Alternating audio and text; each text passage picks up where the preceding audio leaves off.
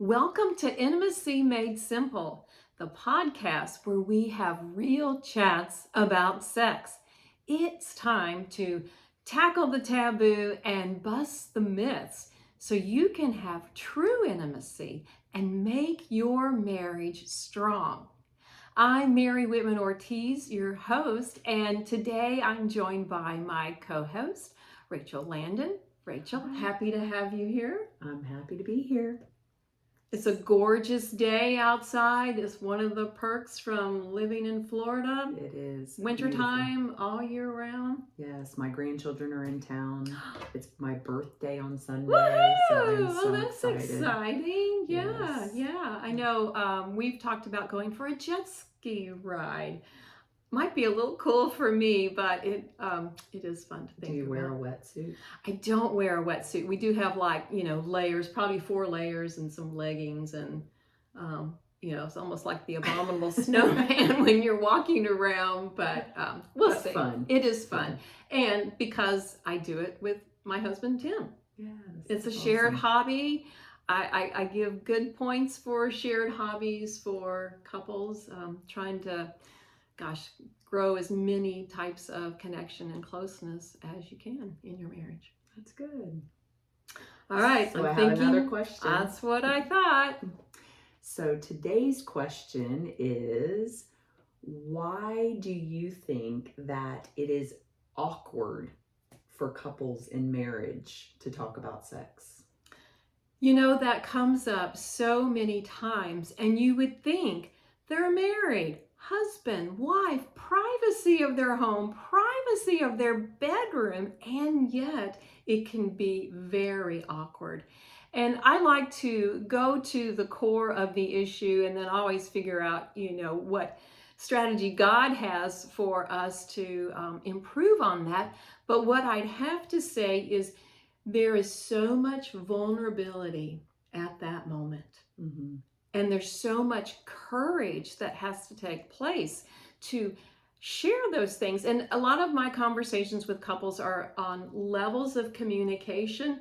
Well, this just bottoms out all the levels because it is very personal.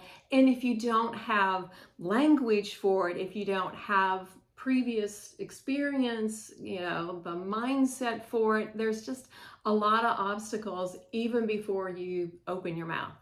Yes, I will say we took your class, was that a year ago? It was, yeah. A year ago, and there were so many points and topics that we went over that I grew so much, enjoyed so much, because it allowed us as a couple to be able to go home and discuss those topics and not feel awkward, because we had been in a situation where there were other couples who were and it's not that we felt that we had an issue, it's more just that we wanted to grow closer. And I felt that it was a safe place to be able to do that. So I really enjoyed your class. I'm so glad. I enjoyed it because I loved seeing the interaction with everyone, Yes. Husbands and wives together, and then couples with other couples.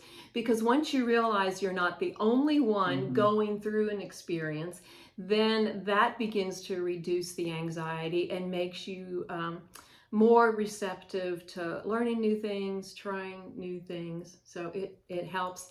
And I see that when couples can interact with sort of an objectionate, what's the term I'm trying to think of? I don't want to say a third party view because that sounds like you're inviting a third person into your bedroom.